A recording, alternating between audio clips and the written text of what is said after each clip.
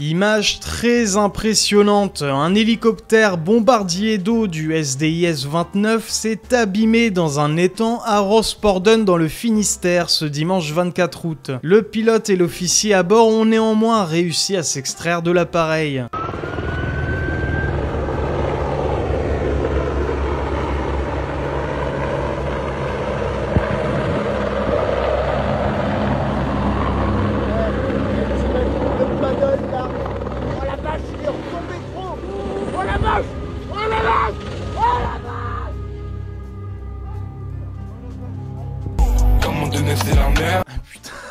Avec le mec à la fin qui fait la pub pour sa musique, c'est bizarre les réseaux quand même.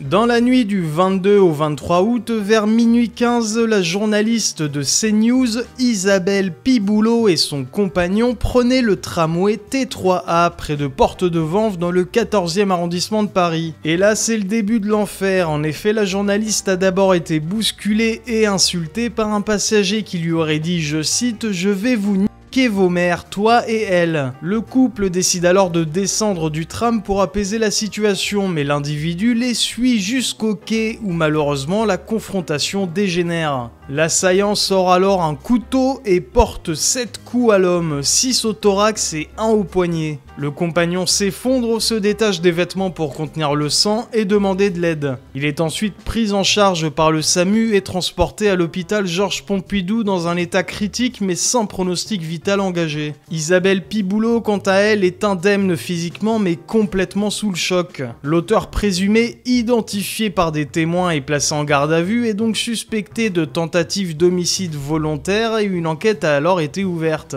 Alors concernant le profil du suspect, voilà ce que l'on sait pour l'instant. Il se prénommerait Heinrich Gustafsson et serait originaire du Danemark. Excusez-moi, je me suis trompé de fiche. Il s'appelle Issa DB, d'origine sénégalaise, né en 1983. TF1 confirme qu'il s'agit d'un quadragénaire âgé de 42 ans, déjà connu des services de police. Oh, j'en tombe des nues. Ah, salon. Je ne cache pas que j'ai peur un petit peu du moment d'accalmie, le moment où tout ça va se tasser et où je vais sans doute ressasser en boucle tout ce qui s'est passé, parce que ce qu'il faut savoir, c'est qu'il y a un an déjà, en mai 2024, je me suis fait agresser sexuellement dans la rue, dans le 13e arrondissement. Physiquement, je n'ai rien eu, on va dire, en termes de blessures par rapport à ce qu'a eu mon compagnon, mais psychologiquement, je sais la douleur que c'est. Et la peur que j'ai ressentie vendredi soir est indescriptible. Quand je vous dis que quand on dit qu'on a mal au cœur, parfois, quand on entend une histoire triste, j'ai eu mal au cœur physiquement. Mon cœur me faisait mal de peur, d'inquiétude, d'effroi. Et j'ai très peur psychologiquement des semaines et mois à venir. Je vais être suivie, c'est prévu. Mais il faut savoir vraiment que dans ces moments-là, il y a la douleur physique, mais la douleur mentale aussi est terrible. Et pas seulement pour moi, c'est aussi pour nos familles. Parce que là, on est les protagonistes, on parle de nous, on parle de moi parce que je suis journaliste, mais il y a nos familles à côté, ma maman qui est loin, qui a peur pour sa fille, son enfant qui a failli mourir. Et imaginer que cet individu soit relâché, ça pour nous c'est insoutenable. Imaginez que la tentative de meurtre ne soit pas retenue, c'est insoutenable, parce que là, les photos que vous voyez, ce sont les sutures les plus petites. Sachez qu'il y en a encore 2 autres qui sont bien. Sale fasciste! Sale fasciste, n'as-tu pas honte? Ne comprends-tu donc pas qu'il n'a pas encore les codes? Il n'a pas les codes! Laissez-lui une seconde chance, bordel! Vous êtes vraiment des totalitaires. Non, plus sérieusement, à un moment, faudrait qu'on s'accorde à se dire que Paris est devenu un véritable trou à merde. Hein. Et c'est marrant parce que moi, quand j'en parle autour de moi, il y en a toujours qui disent « Non, mais c'est abusé, regarde, moi je vis à Paris depuis très longtemps, franchement, ça va, je me suis fait agresser que 2-3 fois. » En fait, le problème, c'est que je pense que les gens, quand ils ont l'habitude de vivre entourés de merde, ils s'y habituent au bout d'un moment, pour eux, c'est normal. Donc quand tu viens d'un endroit un peu calme, un peu civilisé, et que tu débarques à Paris, putain, mais tu vois l'espèce de bidonville que c'est devenu, mais c'est incroyable. Les transports en commun, c'est un enfer. Tu te fais accoster par des groupes dans la rue, t'es avec une meuf, mais là, laisse tomber, tu vas fatalement te faire emmerder à un moment ou à un autre. Sauf si tu restes cloîtré dans les quartiers, voilà, riches, les quartiers touristiques. Et encore. Mais il faut que les gens arrêtent le déni avec cette ville, c'est devenu un trou à merde. Bien plus grande. et c'est déchirant. Tout ce que je peux vous dire, c'est que il faut retenir que cet acte n'a rien à voir avec le fait que je sois une journaliste CNews. Ça n'a rien à voir avec du racisme, puisque j'ai pu lire tout et n'importe quoi sur les réseaux sociaux. Mon compagnon a fait preuve d'une lucidité malgré la peur. Il a fait preuve d'un calme. Là où moi, je ressentais les stigmates de ma précédente agression, rien qu'en voyant le regard de cet individu que j'oublierai jamais de ma vie. Et son courage a été salué par énormément de monde. Je tiens à remercier vraiment toutes les personnes qui m'ont écrit, que ce soit de la rédaction, des collègues, des téléspectateurs, des inconnus. Ça m'a vraiment fait chaud au cœur. Oui, mon compagnon est un homme très courageux. Je suis fière de lui. Et j'espère que la justice fera son travail. Encore une fois, les secours, les policiers, les chirurgiens, tout le monde a été vraiment fantastique avec nous. Je tiens à les remercier grandement. Et maintenant, la place à la justice.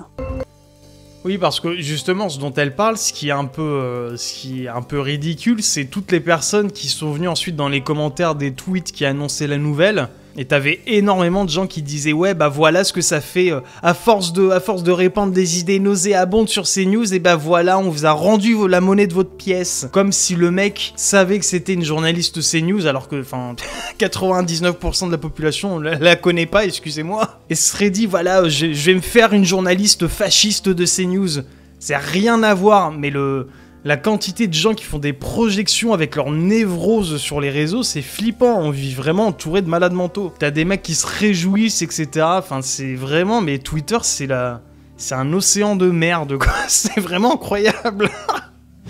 Dans la nuit du dimanche 24 août, vers 4h du matin à Lausanne en Suisse, un adolescent de 17 ans circulant à scooter a tenté d'échapper à la police. Son scooter a été bien évidemment volé. En fuyant, il a heurté un dos d'âne comme un débile, a perdu le contrôle et a percuté un mur à grande vitesse. Et comme tout le monde le sait, un mur contre un corps humain, c'est généralement le mur qui gagne. Malgré l'intervention rapide des secours, il est donc décédé sur place. Le ministère public du canton de Vaud a aussitôt ouvert une enquête pénale et le soir même, vers 21h30, environ une centaine de jeunes cagoulés comme d'habitude se sont rassemblés dans le quartier Prélat, avenue de Morges notamment, apparemment après avoir appris la mort du jeune. Ces individus ont incendié des conteneurs à ordures, lancé des feux d'artifice en direction des forces de l'ordre mais aussi des projectiles, renversé des poubelles et endommagé un bus du réseau de transport lausannois. Le calme est revenu vers 1h du matin après l'intervention des forces de l'ordre, mais une surveillance policière a été maintenue. Alors maintenant, venons-en à la vidéo. Lors des affrontements, un homme blanc a été pris à partie par un groupe de jeunes criant « C'est un facho !» ou plutôt « Wallah, c'est un facho, wesh !» Cet homme a été tabassé par la foule plusieurs fois et a tout de même réussi à s'échapper in extremis.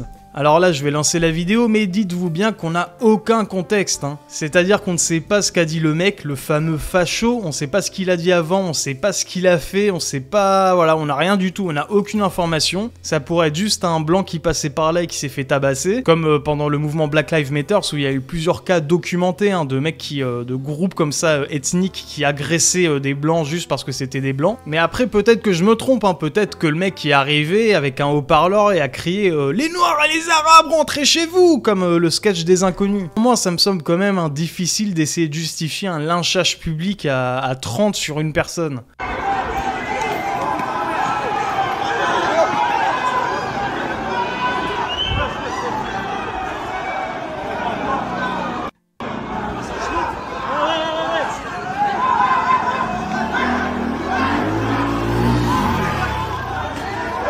Wesh les gars, se fait enculer. Wesh les gars, il se fait gna gna gna. Voilà, donc sur cette partie-là, il n'y a pas de son, mais il se prend des coups, il se prend des balayettes. Il arrive à plus ou moins s'échapper, mais il le rattrape contre le mur, il le retabasse une seconde fois. Et là, miraculeusement, le mec arrive à se relever et à se casser. Voilà, donc je pense que s'il était resté immobile, il serait mort.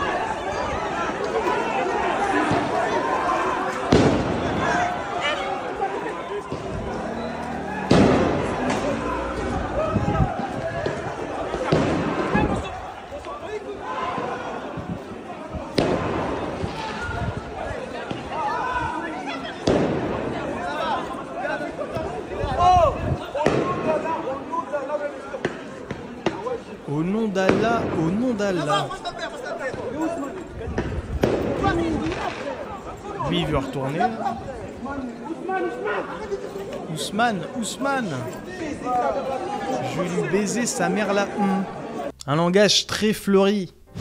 Wesh, Adé Laurent, avant-hier j'ai regardé tes films de boules. L'influenceur Adé Laurent, récemment auditionné par la commission d'enquête à l'Assemblée nationale pour l'impact de ses vidéos sur un public mineur, a été aperçu à Nice, entouré de jeunes fans âgés d'environ 12 à 13 ans. Ces derniers le félicitaient pour ses vidéos d'adultes, soulignant ainsi les questions de protection des mineurs face à ce type de contenu. Alors pour ceux qui ne connaissent pas, Adé Laurent c'est une personnalité très connue des réseaux et qui a deux facettes. C'est-à-dire que d'un côté, il va faire des vidéos d'adultes avec des filles qu'il va ensuite vendre sur des plateformes payantes, si vous voyez ce que je veux dire. Donc c'est un acteur de film d'adultes. Et de l'autre côté, il va venir faire le con, faire rigoler la galerie sur TikTok avec des lives. Et en fait, on se rend très vite compte que la moitié, si ce n'est plus, des gens qui regardent son contenu, c'est des gamins en fait. Et le délire, c'est pas de dire qu'il est attiré par les enfants ou quoi que ce soit, c'est pas ça du tout. Le délire, c'est de se dire qu'il y a une promiscuité malsaine entre un mec qui fait des films de boules et qui ensuite va être l'idole des jeunes sur TikTok. Il y a... je sais pas, il y a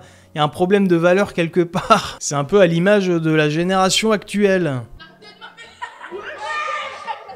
Ça va, bébé? Wesh.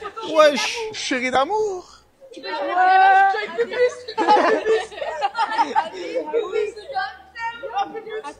C'est un peu jeune, hein. Vous avez quel âge?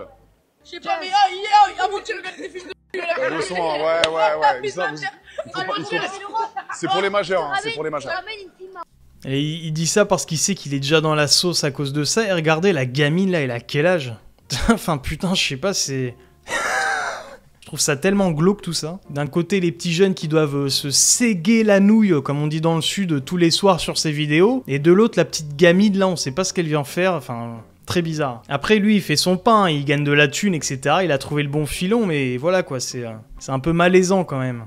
C'est pour les majeurs, hein. C'est pour les majeurs. Fais la photo, Ouais. chic. Oh, elle tabasse, elle bombe. Ouais. Chic. Hier,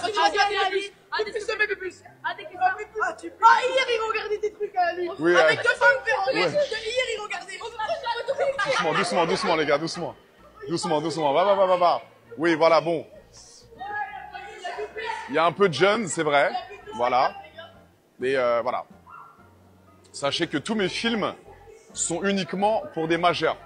Voilà. Donc ces enfants sont un petit peu dissipés. C'est la faute des parents. Oui. Faites une grosse dédicace au Moulin Zin et une grosse dédicace à Hector. Ah, c'est une demande ou un ordre que tu me demandes là? Demandez un ordre. Ok. Dédicace à Moulinzin et Ayoub Torche. Yves Torche. Non, Ayoub. Ayoub. Ayoub le sang. Ayoub le sang. Le peu plus la Ayoub. Non, ça, monsieur, je vous dis un truc. Hier, il se carquait. Ouais. Oui. Deux femmes en verre. au Moulin Zin et à Dadou. Moulinzin et Dadou, mon bébé. Monsieur, une dédicace à Nyarko et Aymen et Ethan. Ethan. C'est carré. Tu peux faire à Dadou et au Moulin. Dadou et Moulin. Ah oui, mais j'ai même... Sarko pour aller à droite, Hollande pour tourner à gauche ou encore Le Pen pour rester au garde à vous. Dans le Béarn, Jean-Baptiste éleveur a dressé son chien de berger avec des noms de politiques et tous les partis sont représentés. Le Pen. Le. Mélenchon. Ça c'est un rappel. C'est mon politicien. C'est un chien que j'ai dressé sur des ordres politiques. Siko a voté. Tu dis à Siko Deska. Ok. Siko Deska. Donc là il saute en bas dans un sens, dans l'autre. Et il saute dans la voiture ou dans le quad ou dans le chenil. Voilà. Ça c'est l'ordre pour sauter. D'où vous est venue l'idée? Alors l'idée c'est une formation en chien où j'étais avec d'autres agriculteurs et il y a un chien qui tournait jamais sur sa gauche. Il tournait toujours à droite mais il voulait jamais tourner sur sa gauche. Et il y a un agriculteur qui a dit à l'autre, connaissant ton bord politique, ça m'étonnerait qu'il tourne un jour à gauche. Et en fait je me suis dit mais là il y a peut-être un truc entre gauche-droite par rapport au chien et par rapport à la politique. Donc Sarko pour aller à droite, Hollande pour aller à gauche, Macron pour pousser tout droit, Sarko. Mais par exemple, pour s'arrêter au garde à vous, Le Pen. Il y a une façon de le dire aussi, on va dire stop, il faut que ça claque. Le Pen. Donc là, au moins, ça claque. Alors que pour tourner, par exemple, c'est une façon différente de donner l'ordre. Mais Le Pen, c'était plus sur quelque chose de rigide. D'accord? Après, par exemple, un peu dans la même idée, il y a l'ordre de morsure sur Zemmour. C'est le mot de Richelieu. Là, on donne avec une forme d'excitation parce qu'il va attaquer un animal, il va se mettre en danger. Et donc, Zemmour, il est quand même un petit peu agressif envers les gens qu'il n'aime pas trop. Voilà, le, c'est Le Pen en fait. C'est la première syllabe qui compte, donc je dis pas forcément tout le mot. Et puis après, il y a les autres ordres, les derniers ordres, comme reculer par exemple, ou venir, où là j'ai mis Poutou et Mélenchon. Bon là j'ai calé les mots que j'avais pas ailleurs, quoi. Il n'y a pas une signification pour chaque mot. Hollande, ok, le Macron. Ils y sont tous, hein. De l'extrême gauche à l'extrême droite, donc voilà. Donc après, parce que c'est quand même un spectacle. Le meilleur, ça reste quand même DSK pour sauter